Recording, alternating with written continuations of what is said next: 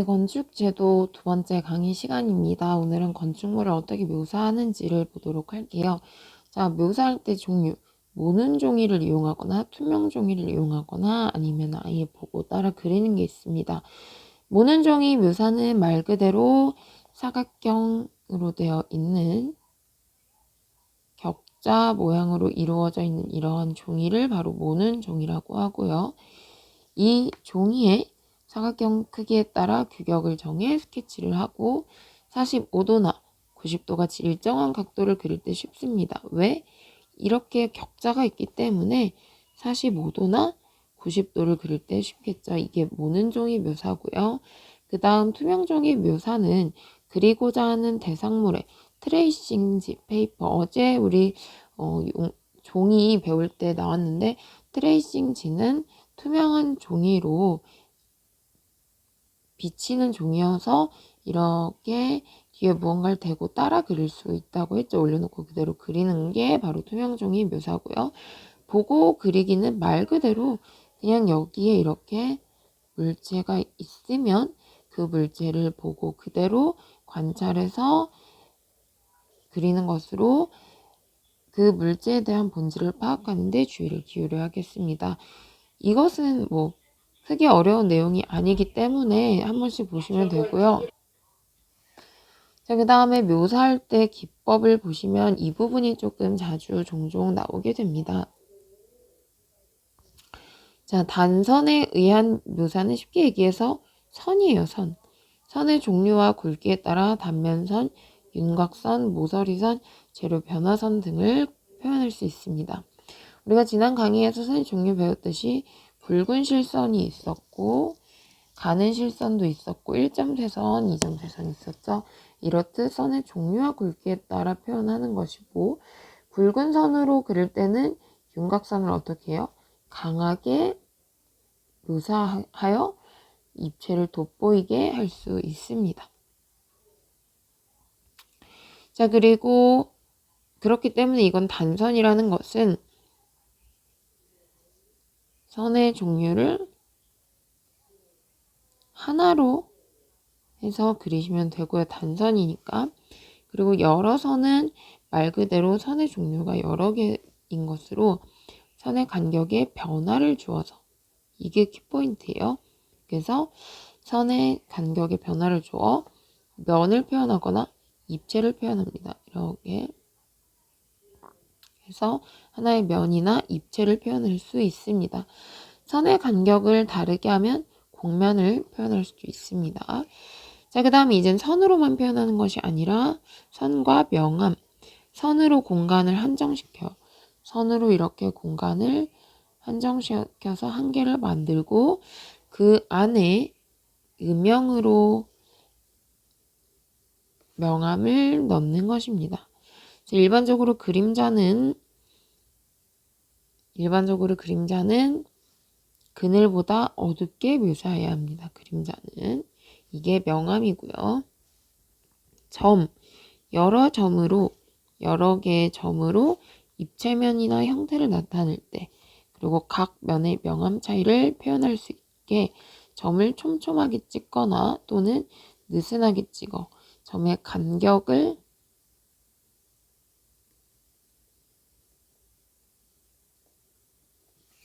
다르게 해서 형태의 변화를 주는 것이 특징입니다.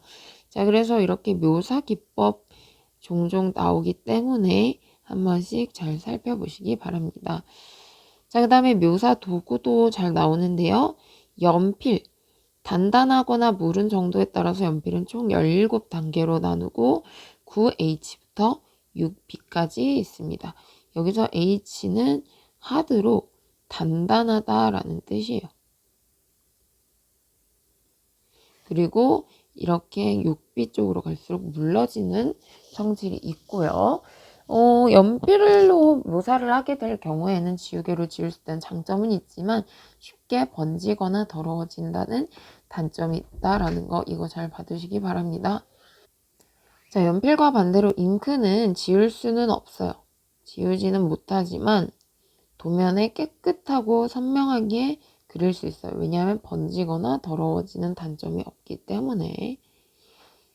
자, 배경을 표현할 때는 원근법에 의해서 가까운 배경은 사실적으로 구체적으로 표현을 하고 멀리 있는 것은 그냥 단순하게 대략적으로만 표현을 해줍니다.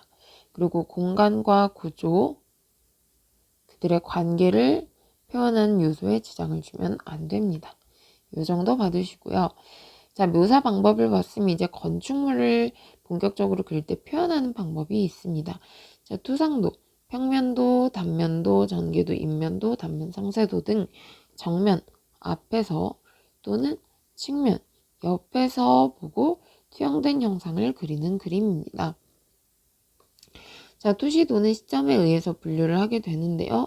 일반 투시도는 보통 사람이 서서 건물을 보았을 때, 이렇게 서서 건물을 보았을 때를 그냥 일반 투시도라고 하고, 조감도는 세 조자를 써서 새가 위에서 내려다본 것과 같다라고 해서 시점이 매우 높이 있습니다. 매우 높이. 그래서 건물을 내려다본 경우를 조감도라고 합니다. 자, 소점에 의해서 분류할 수 있습니다. 1소점, 2소점, 3소점 각각의 투시도가 있는데 1소점은 화면에 그리려는 물체가 화면의 평행 또는 수직으로 놓이는 경우를 얘기합니다.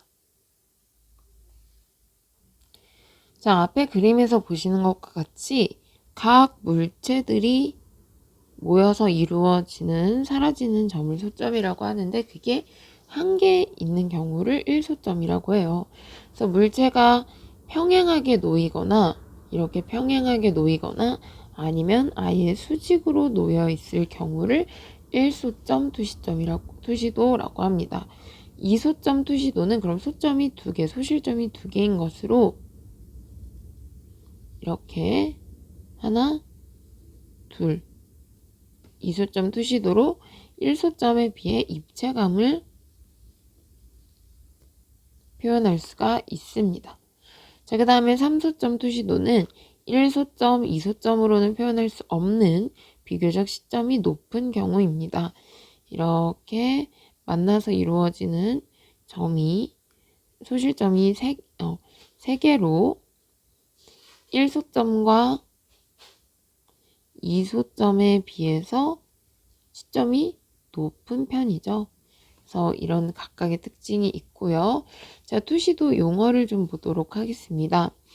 수평면, 이렇게 사람이 서 있을 때 사람의 눈높이와 평행한 수평면의 노인면을 수평면이라고 하고요. 기면은 물체나 사람이 얹혀져 있는, 이 밑에 사람이 서 있거나 물체가 얹혀져 있는 면을 기면이라고 합니다.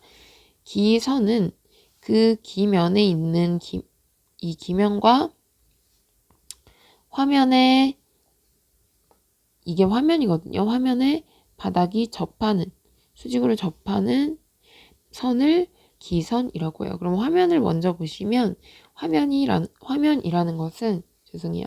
이 대상물을 사람이 바라보고 그림을 그릴 때 해당하는 면을 화면이라고 합니다. 그래서 이 화면과 기면이 접하는 선을 기선이라고 하고요.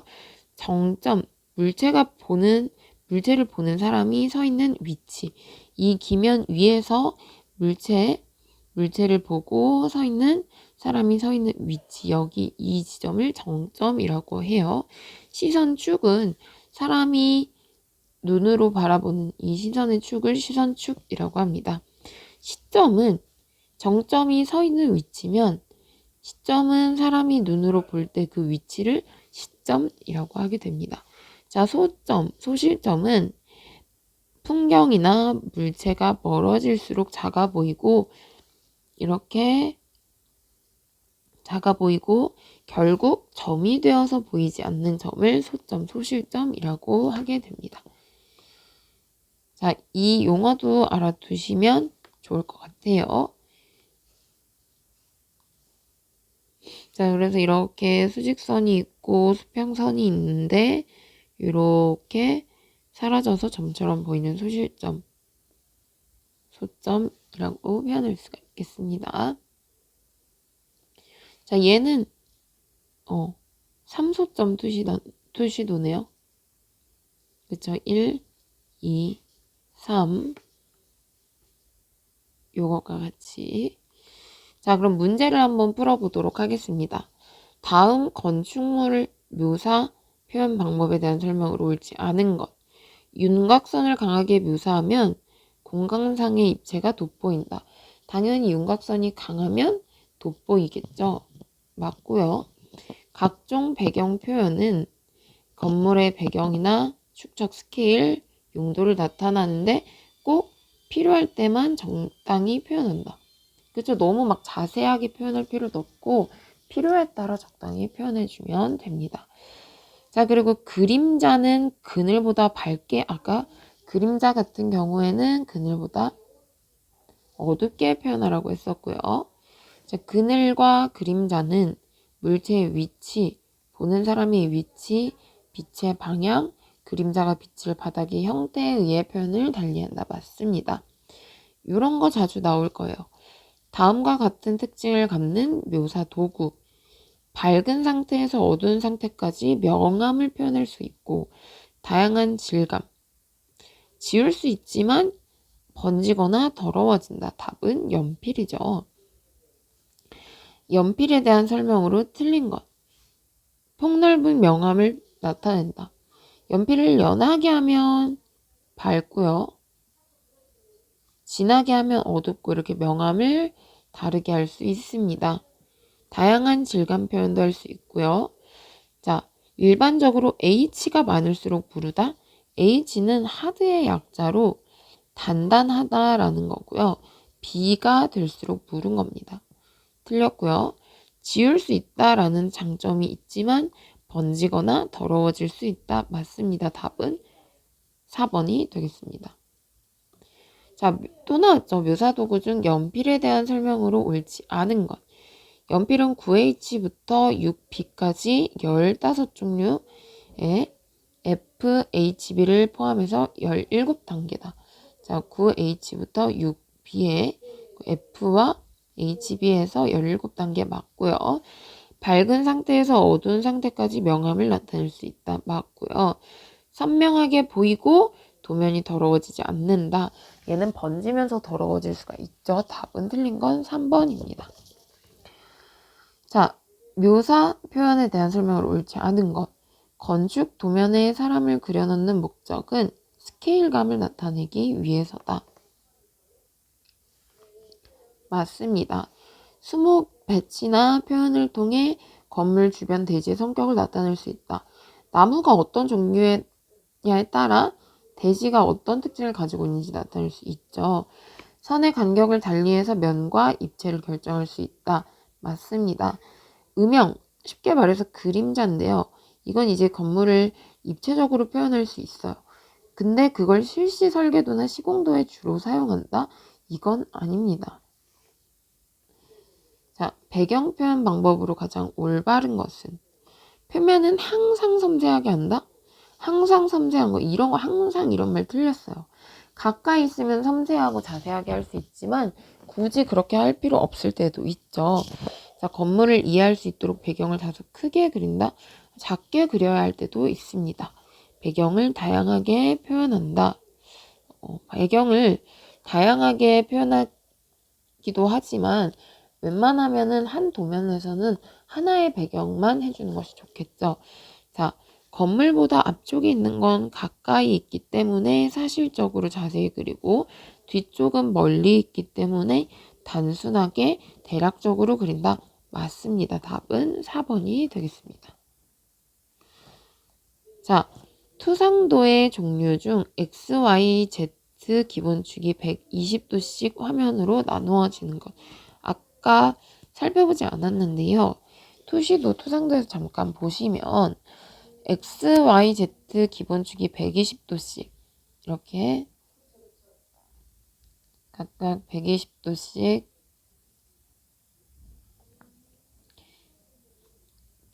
다 같은 각도로 나누었다 해서 같은 각도라고 해서 등각이고 그 각도는 120도입니다. 반대로 부등각은 세 개의 각이 모두 달라요. 이 세 개의 각이 모두 다르다. 그래서 다시 넘어가면 120도씩 이 세 개의 각이 모두 같기 때문에 등각투상도라고 합니다. 투시도법에 사용되는 용어가 아닌 것, 잘못된 것은 자, 시점은 사람이 보는 거예요. 아직 익숙하지 않으니까 다시 보면요. 시점은 아이 포인트라고 생각을 해주시면 돼요. 맞고요. 소점은 이렇게 사라지는 점으로 SP가 아니라 BP라고 했죠. 화면 맞고요. 수평면 맞습니다. 자, 여기서 말하는 SP는 정점이었어요. 스탠딩 포인트. 스탠딩 포인트로 사람이 지평면 위에 서 있는 위치를 의미합니다. 그래서 틀린 것은 바로 2번이 되겠습니다. 자, 오늘 이렇게 묘사 기법과 표현 방법에 대해서 배워봤고요. 다음 강의에서는 건축 설계할 때 제도에서 사용되는 도면의 종류에 대해서 살펴보도록 하겠습니다.